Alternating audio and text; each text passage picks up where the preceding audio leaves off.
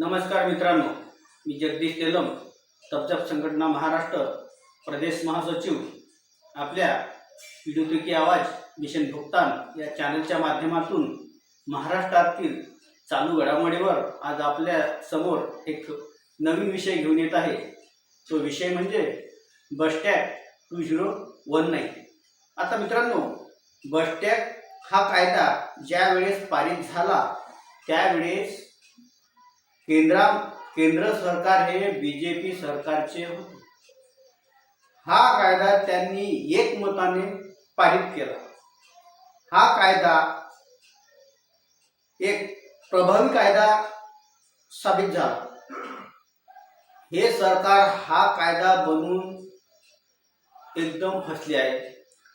तर कारण कायदा जर ह्या कायद्यात जर बदल करायचा असता तर तो 3 वर्ष अगोदर करणं महत्त्वाचं होतं, परंतु आज ह्या कायद्याला मित्रांनो 4 वर्ष पूर्ण झाली।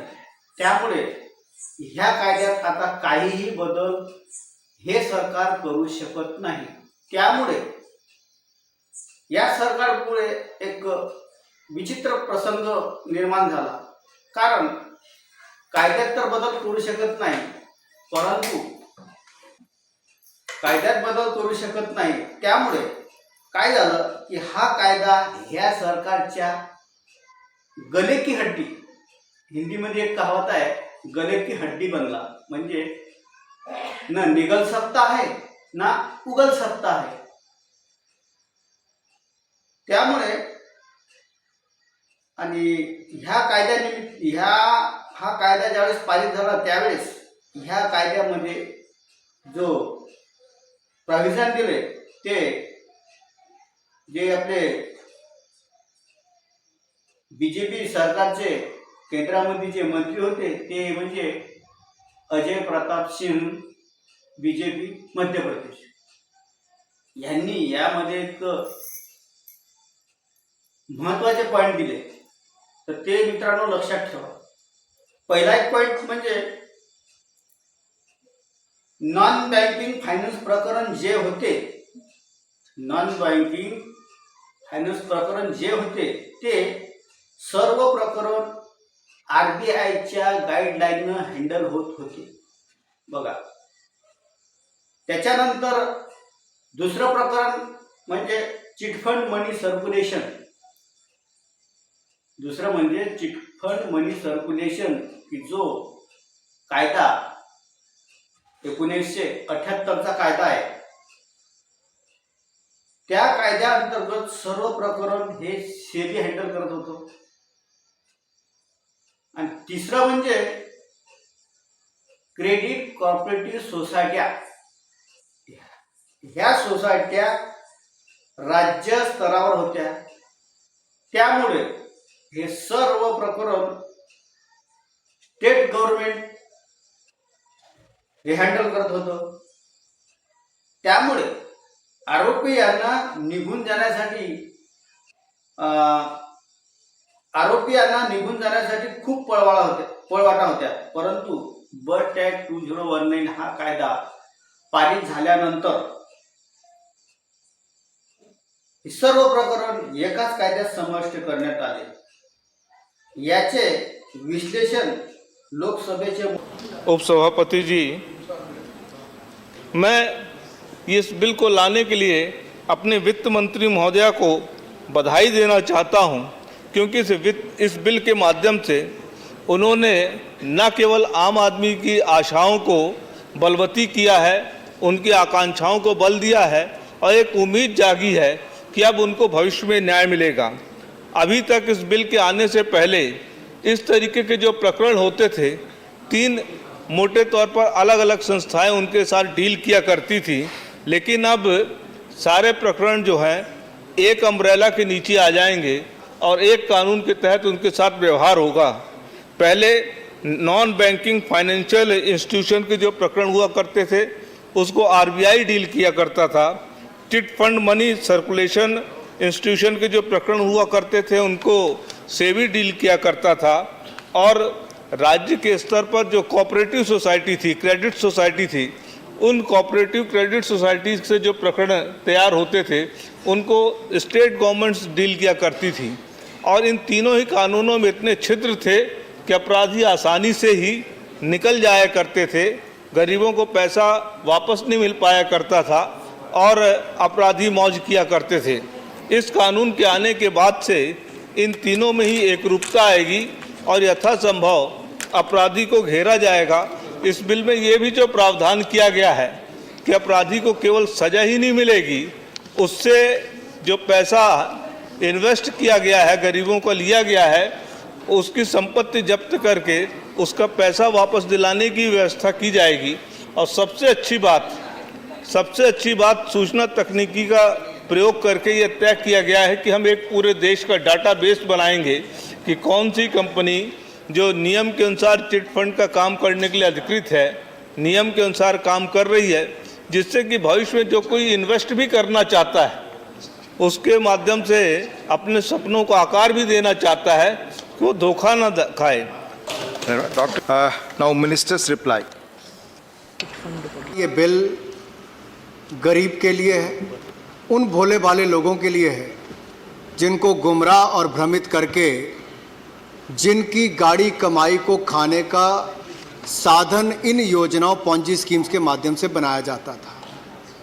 और मुझे प्रसन्नता इस बात की है कि उस गरीब की गाड़ी कमाई को बचाने के लिए लोकसभा में भी आम सहमति से इस बिल को पास किया गया, सभी अमेंडमेंट्स को विड्रॉ किया गया और राज्यसभा में भी एक ध्वनि के साथ जिस तरह से सबने बिल के पक्ष में बात कही है, मुझे लगता है गरीबों के हित में एक बहुत बड़ी बात एक शुरुआत की है। शुरुआत में स्टैट्यूटरी रेजोल्यूशन जो लाए गए, करीम जी ने, सुब्बीरामी रेड्डी जी ने अपना कुछ हद तक विरोध प्रकट किया कि ऑर्डिनेंस के रूप में क्यों लाया गया, लेकिन जब इन्होंने अपनी बात सुब्बीरामी जी ने कही तो बहुत विस्तार में बिल का समर्थन किया, एक एक पॉइंट को लेकर किया। मुझे लगता है हमें इसके इतिहास में जाने की आवश्यकता है। पहले तो ये किसकी शुरुआत कहां से हुई। स्टैंडिंग कमेटी ने जब 2015 में 16वीं लोकसभा की शुरुआत में सितंबर 2015 में अपनी report the, they have also examined the efficacy of collective investment schemes, chit funds, etc. Sir. And what were the recommendations of the standing committee? The standing committee recommended that the government may bring effective administrative and enforcement measures as well as appropriate legislative provisions through enactment of a central legislation. So subsequently, sir, the government has constituted an interministerial group for identifying gaps in the existing regulatory framework for deposit-taking activities and to suggest administrative and legislative measures, including formulation of a new law to cover all aspects of deposit-taking. Sir, now the recommendations made by the IMG included a new central legislation in order to tackle the menace of illicit deposit taking schemes. जब उन्होंने सुझाव दिए sir, तब एक comprehensive ban लगाने के लिए comprehensive bill लाया गया और उसको भी जब नाम दिया गया the banning of unregulated deposit schemes bill 2018, it was introduced in Lok Sabha on 18th July 2018. Sir, the said bill was sent to the Standing Committee on Finance on 10th of August 2018 for examination and report. Sir, the bill along with the amendments and the recommendations came back and it was further discussed and considered and passed in the Lok Sabha on 13th February 2019. इसी साल sir 13 फरवरी 2019 को bill आया। 16वीं लोकसभा के दिन बहुत कम रह गए थे, उन्होंने बिल पास कर दिया। राज्यसभा में बिल टेकअप नहीं हो पाया क्योंकि वहां पे हाउस एडजॉर्न हो गया, साइनेडाई हो गया, यहां पर ये बिल आ नहीं पाया। तो हम क्या करते हैं? जो गरीब भोले भाले लोग जिनका हजारों करोड़ पहले लुट चुका है, उनको और लुटने के लिए फिर उन लोगों के हाथ में छोड़ देते, या ऑर्डिनेंस लाकर उनको बचाने का काम किया जाता। I think that is what led to the promulgation of the ordinance by the honorable president, sir, to safeguard the interest of gullible people and the poor and needy people. तो मुझे लगता है सर ये सही दिशा में उस समय ordinance लाया गया, और आज बिल भी इसलिए लाया गया है कि ताकि उस व्यवस्था को, उस कमियों को पूरा किया जा सके। Sir, this bill aims to prevent such unregulated deposit schemes और अरेंजमेंट्स इन देयर इंसेप्शन, क्योंकि बहुत सारे मेंबर्स ने कहा ये कैसे अलग होगा। सर, फर्स्ट शेड्यूल के कॉलम 3 में 9 जितनी बॉडीज़ की बात कही गई रेगुलेटर्स के, वो जिन जिन स्कीम्स को लीगल मानते हैं वो लीगल एंटिटीज़ हैं, उसके दायरे के बाहर जो भी है वो अनरेगुलेटेड है। और जिस दिन बिल एक्ट बन जाएगा उसके बाद उस दिन से ही वो सारी जितने इस तरह के धंधे होते हैं उस पर पूर्ण विराम लग जाएगा। चिट फंड और पॉन्जी स्कीम्स की पहले मैं आ जाऊँ सर, उस पर बात कहेगी। चिट फंड और पॉन्जी स्कीम में अंतर है। चिट फंड 1982 के एक्ट के अनुसार रेगुलेट करते हैं और ये आपके राज्य की सरकारें ही करती हैं, नियम भी उन्होंने बनाए, रूल्स उन्होंने बनाए। पॉन्जी स्कीम्स इसमें जो आपकी अनरेगुलेटेड डिपॉजिट स्कीम्स में उसके अंतर्गत आएंगी और ये रेगुलेटेड नहीं। और अब जब आप इसको एक्ट बना देंगे तो इसके नियम बनाने का, रूल्स बनाने का अधिकार भी राज्य की सरकारों के पास होगा। सर, सुरेश प्रभु जी और कुछ और ने कहा कि priorities of depositors claim. Sir, हमने इसलिए प्रावधान किया कि सबसे पहले प्राथमिकता उसको मिले जिस गरीब का पैसा फंसा है, और ये बहुत विस्तार में बिल में लिखा गया है। Sir, the section is aimed at protecting the aim of depositors and giving them top priority. So as far as term as otherwise provided in the SARFAESI or in the Solvency Bankruptcy Code is concerned, it indicates that the claim of depositors will have priority over others except in SARFAESI Act and the IBC. So कुछ और बातें यहाँ पर माननीय सांसदों ने कही, जो क्लैरिफिकेशन की बात थी अभी अभी, जो चिंता व्यक्त हम अमर सिंह जी ने भी कही है कि बड़े बड़े नाम इन योजनाओं के साथ जुड़ते हैं और गरीब आदमी को, भोले वाले आदमी को देख के लगता है जब इतना बड़ा आदमी जुड़ा है तो योजना ठीक ही होगी। सर, कोई हो, खिलाड़ी, नेता, अभिनेता, मैं इसके विषय में नहीं जा रहा किसका, तो इसलिए इस परिभाषा को थोड़ा बड़ा कह के कोई कहेगा कि आपको नेता कह दिया, वो कहेगा नहीं मैं एग्रीकल्चरिस्ट हूँ, नहीं मैं बिजनेसमैन हूँ, मैं दुकानदार हूँ, कोई कुछ और कह देगा। तो अपने आप को बचाने के लिए कुछ और परिभाषा में चले जाए, उस दिशा में हम नहीं गए, इसलिए इसको रखा गया सबको दायरे में लाने के लिए।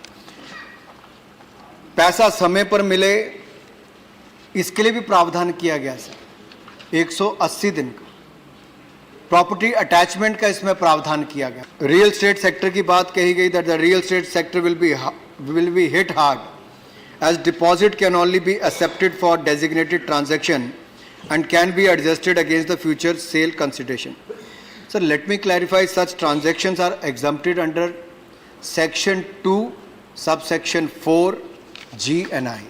Sir, मनोज जी ने कहा कि अनरेगुलेटेड डिपॉजिटेड को शुरू में क्यों नहीं बैन। सर, ये पहले दिन से ही, पहले होता था कि कोई डिफॉल्ट करता था जो राज्यों ने बनाई तो उसके बाद एक्शन होता था, तो गुनाह होने का इंतजार करना पड़ता था, उसके बाद अपराध करो तब जाके होता था। यहाँ पर 9 जो फर्स्ट शेड्यूल में दायरे दिए गए हैं उससे बाहर कोई भी होगा वो अनरेगुलेटेड होगा और उसके ऊपर पहले दिन से एक्शन हो सकता है ताकि गरीब उस झांसे में ना फंसे। इस बात का प्रावधान भी इसमें किया गया है। सर, ये पूरे देश की समस्या है। जब हम आम सहमति के साथ इस मंशा के साथ इस बिल को लाए हैं कि किसी भी राज्य में हो, चाहे वो बंगाल में किसी राज्य में हो सर, पैसा तो गरीब का जा रहा है, चाहे एक पार्टी का नेता का नाम आया हो या अभिनेता का नाम है, खिलाड़ी का नाम आया हो। मंत्री अजय प्रताप सिंह मध्य प्रदेश, तसेच अनुराग ठाकूर वित्त राज्यमंत्री यांनी संपूर्ण माहिती दिली आहे। यासाठी हा एक प्रयत्न आहे। धन्यवाद मित्रांनो, आपण या चॅनलला नवीन असाल तर लाईक करा, सबस्क्राईब करा, कमेंट करा, शेअर करा, जेणेकरून आपलं पीडीओ की आवाज मिशन भुगतान हे चॅनल पूर्ण लोकांपर्यंत पोहोचेल. आपल्या चॅनलच्या माध्यमातून सर्वांची जनजागृती होईल आणि गाव, वाड्या, वस्त्या, खेड्यापाड्यापर्यंत पोहोचेल. याच्यासाठी आपण प्रयत्न करावे. जय हिंद, जय महाराष्ट्र.